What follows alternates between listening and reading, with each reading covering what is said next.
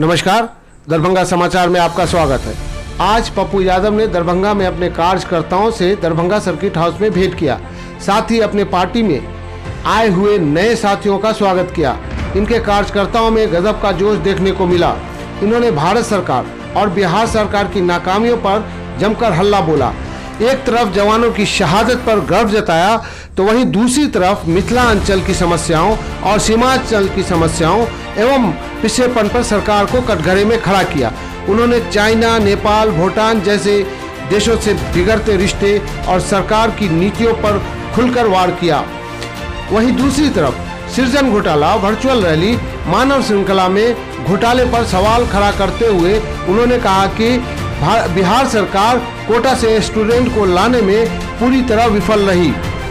वहीं दूसरी तरफ पेट्रोल और डीजल के बढ़ते दाम, महंगाई, बेरोजगारी जैसे ज्वलंत मुद्दों पर सरकार को घेरा। इस अवसर पर दरभंगा के जाप जिला अध्यक्ष डॉक्टर अब्दुल सलाम खान पप्पू यादव की अगुवाई कर रहे थे। देश को संबोधन किया। चाइना पर उन्होंने कोई जवाब नहीं दी। थोड़ा नीचे हो जा। कल इन्होंने कुछ चीजों पर बैन किया जब लगातार हम लोगों ने हमला की। जियो पर कुछ नहीं कहा, पेटीएम पर कुछ नहीं कहा।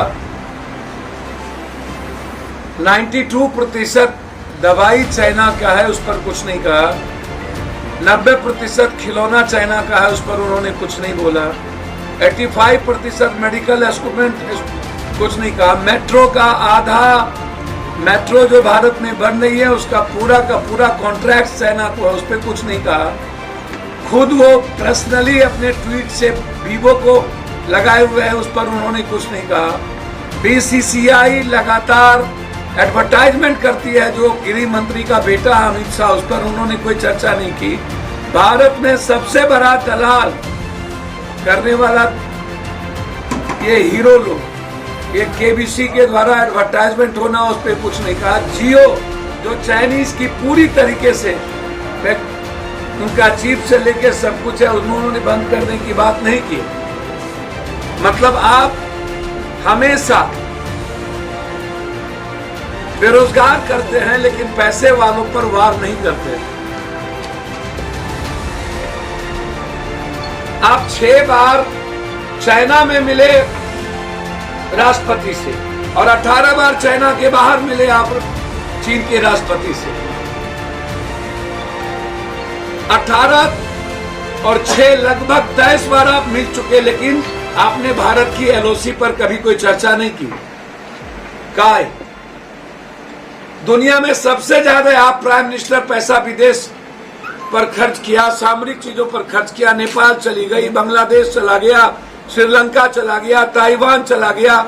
38,000 वर्ग मीटर जमीन चली गई और आप चुप है। नेपाल ने एक पॉलिसी ले आई जो उनकी औकात नहीं थी भारत के बारे में। मेरा और नेपाल का संबंध बेटी और रोटी का है।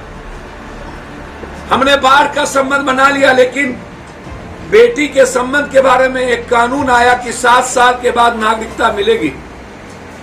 ये औकात कैसे नेपाल की हो सकती है? और नीतीश और नरेंद्र मोदी इस पर आज तक एक प्रतिक्रिया नहीं दी। उन्होंने कहा मोतिहारी तक मेरी जमीन है, आपने प्रतिक्रिया नहीं दी। पहली बार नेपाल ने गोली चलाने की हिम्मत दिखाई, आपने प्रतिक्रिया नहीं दी। और आपने चाइना को इंटरनेशनली मार्केट में, आप दुनिया में आपने फ्री कर दिया कि आप कोई जमीन कब्जा नहीं है, जबकि 38,000 वर्ग मीटर आपने भारत की आत्मसम्मान पर भी आप राजनीति करते हैं। ये 20 सैनिक कहां मरे? पुलवामा में 1 लोगों को आपने पैसा नहीं दिया। ये मैं बार बार आपको चिट्ठी लिखा, आपने नौकरी नहीं दी। आप इस सैनिक जो 20 मरे, चुनाव की राजनीति के कारण 2 लोगों को आपने कुछ पैसा दी। बाहर 14 लोगों को आपने 1 रुपया नहीं दिया। नौकरी की बात तो छोड़ दीजिए, चाइना पर आपकी चुप्पी क्या कहती है?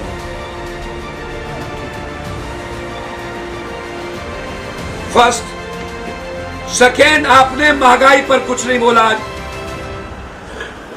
दुनिया में पानी जितना सस्ता है उतना डीजल और पेट्रोल भारत के बाहर सस्ता है। पहली बार पेट्रोल डीजल बेचने के लिए अपने जनता को सरप्लस पैसा दिया, तब पेट्रोल डीजल बेचा।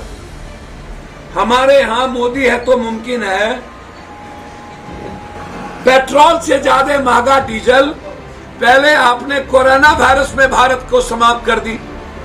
आपने वार किया इकोनॉमी पे, आपने वार किया 18 करोड़ यूथ पे, बेरोजगार कर दी। आपने वार किया भारत के मजदूरों पर, बेरोजगार किया। आपने वार किया भारत के किसानों पर। और अब सबसे ज्यादा दुनिया का टैक्स, बस में चढ़ेंगे भाड़ा ज्यादा, सरसों तेल लेंगे 11 रुपया ज्यादा, किचन का हर सामान महंगा। आपने महिला और मां पर वार कर दिया। अब सिंचाई कहां से किसान करेगा, जुताई कहां से किसान करेगा? जब हमें भाड़ा देने के लिए पैसा नहीं है, रूम रेंट, हम बिजली बिल देने की औकात नहीं रखते हैं, तो फिर हम बस का भाड़ा इतना एक्सपेंस कहां कैसे करेंगे हम? अब वार पर वार, मन की बात करो, जन की बात मत करो।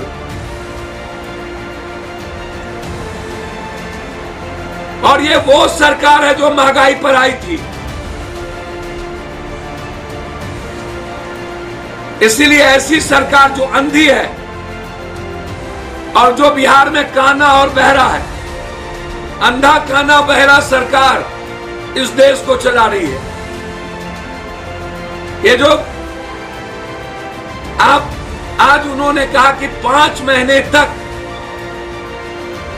अचानक उनको नींद खुली। जिस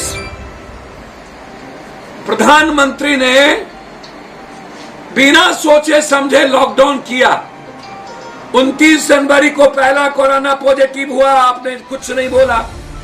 और वो हुआ आगरा में।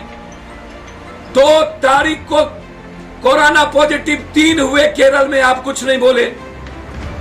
9 तारीख को 11 कोरोना पॉजिटिव हुआ महाराष्ट्र में, आप कुछ नहीं बोले।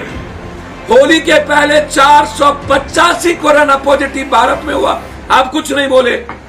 उसके बाद आप 15 लाख लोगों को भारत लाए और बारातियों को निमंत्रण दिया, 300 करोड़ खर्च किया ट्रंप को ला, और एट रैंडम आप थाली और हाथ पिटवाने लगे।